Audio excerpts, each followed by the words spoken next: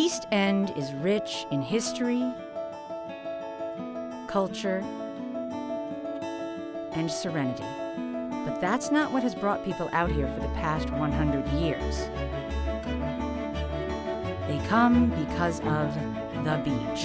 In this series, we will celebrate our amazing beaches and hear the stories they each have to tell.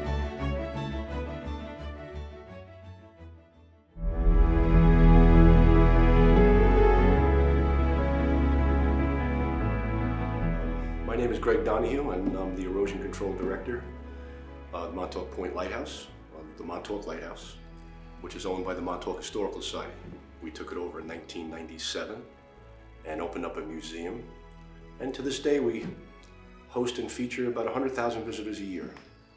The history of this place is special in so many layers. We're going to talk about coastal erosion.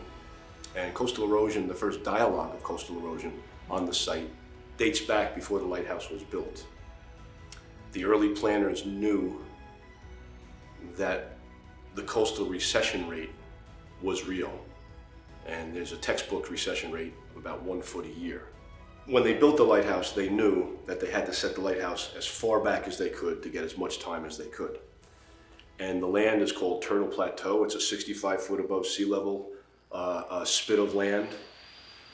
And the lighthouse was set 300 feet back in 1796. And in 200 years, there was 100 feet left. So their prediction of a foot a year was scientifically and academically right on the money. So there was always talk of the lighthouse returning to the sea someday, like many lighthouses do.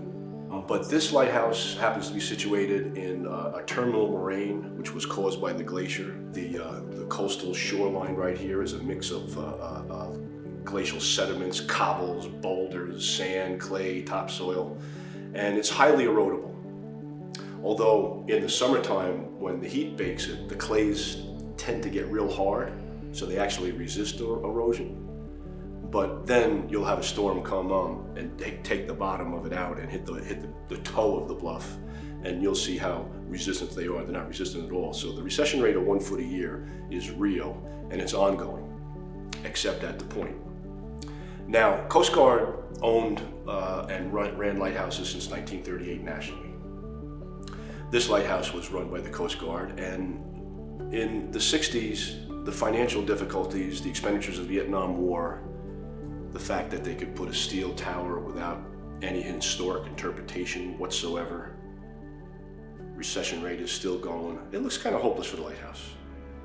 But in comes a woman named Georgina Reid, and the story of our success in controlling erosion has to do with her pushing forward a terracing method that she started.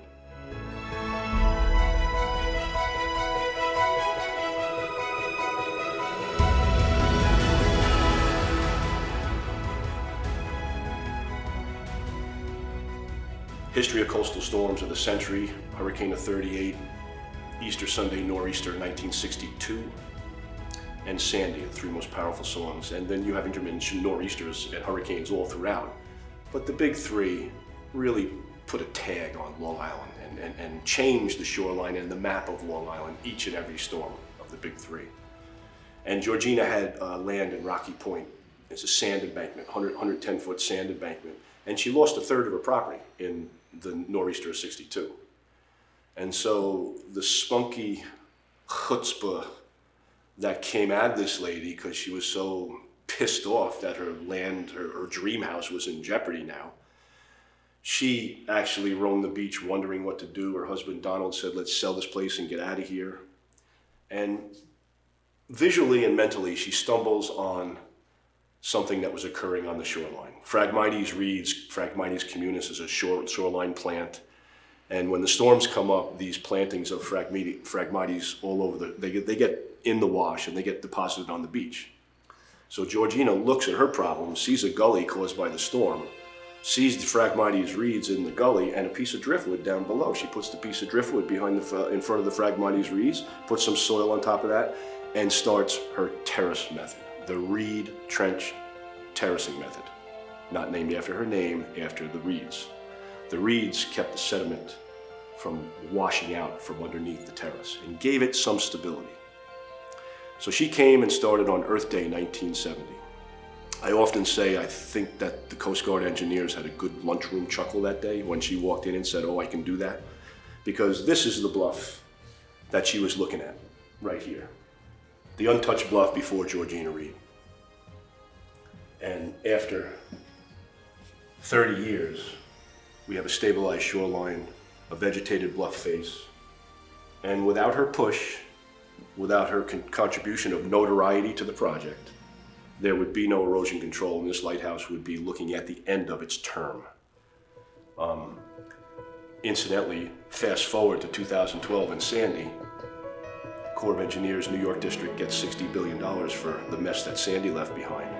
And we qualified for engineering and funding of a seawall that will replace this seawall and keep this building here for 100 years. And the storyline starts with the 4'10" Georgina Reid. You'll see in the photographs in this piece, you'll see the lighthouse set far back, and you'll see the land retreating, receding until the point where Georgina showed up and there was 100 feet of land. There's still 100 feet of land from the lighthouse. So Georgina came in and started terracing with donations from CCOM, Concerned Citizens of Montauk. And she started doing her doodling in the first summer. April's 22nd, Earth Day, 1970 was the first Earth Day. And that's where she started. And she'd show up on the weekends whenever she could with volunteers. And she created a stepped system of terraces whereby she would just throw ryegrass in her terraces. When I came to volunteer with her in the middle 70s or late 70s, I'm a landscaper and a plant person, so I gave her the wherewithal to be able to strengthen her stabilization project with the right plant material. Ryegrass was not enough, so we mixed rugosa rose, bristly locust, Cape American beach grass, a community of plants, as it were. And right now, her terraces still exist, and you can see them, untreated 1x6 spruce or cedar boards. And she started out using untreated pickets for fences as her support stakes, which, like I said, the engineers probably had a good lunchroom chuckle that day, because no one would sanction such material like that on a project like this. Don't forget, she's 4'10", and this bluff is 65 feet. And there's only so much work you can do every day. It takes a long time to get even down to the bottom here. It takes an hour to show up for work down here. And then what happens if you're hungry for lunch? You got to go back up top, or you eat lunch back down here. But she would stay with volunteers, and she would carve and sculpt the embankment and insert her terrace method. And that was the beginning of stabilization here.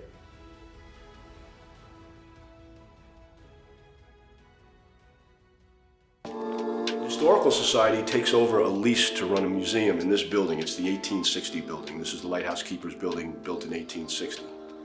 They also refurbished the top of the lighthouse then and changed it a little bit. So it was a big year for the lighthouse in 1860. Imagine, the Civil War is just percolating, and that's where we are in history.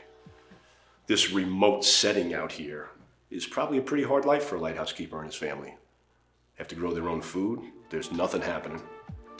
And you have to work hard 24/7 to keep the light, so you can protect the maritime and all the ships going to port.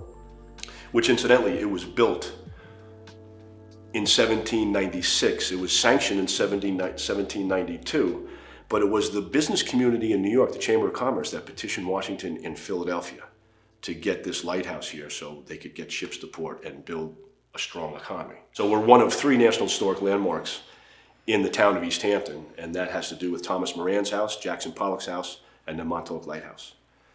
So in 1986, the Historical Society petitions the Coast Guard to start a museum in the 1860 building, and we get a 30-year lease at that time, not knowing that the Coast Guard wants to give the place away because they don't want to deal with historic preservation, they don't want to deal with erosion control.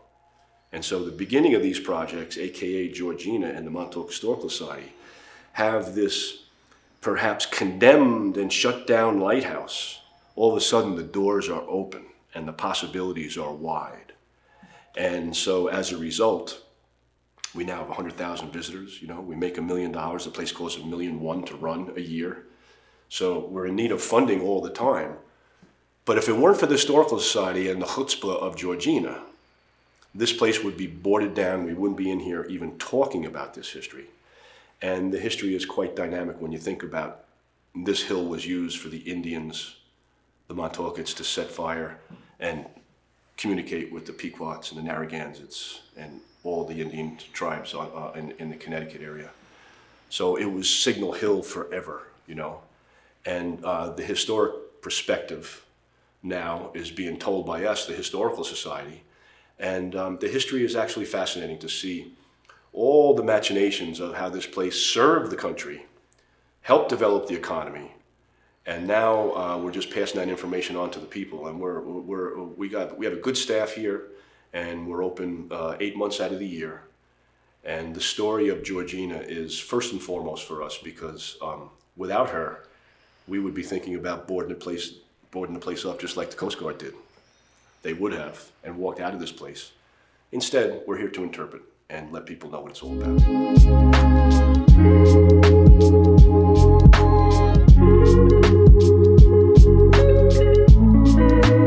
You can see how she's sculpting into this rather vertical embankment right here. It's a great shot of her. But titled in Newsday, in a nice article they did for her, Her Light Still Shines, the woman who saved the Montauk Lighthouse, and there she is. And here's a replica of her terracing method.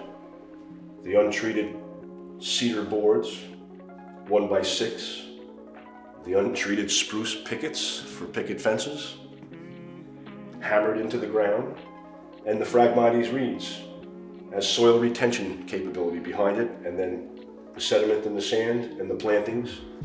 And basically, by the way, you'll notice Georgina had a sense of humor. She wrote a book about this, How to Hold Up a Bank.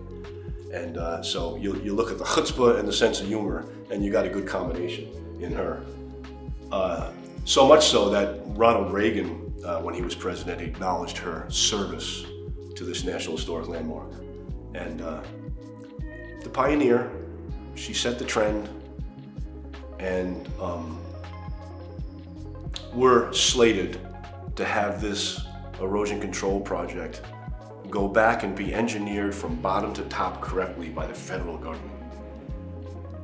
And 63,000 ton of stone in the new configuration that's going to keep the wave attack and the big storms away from her greening embankment. We're poised to start this a 2-year project, and it'll keep this building here for many, many generations to come.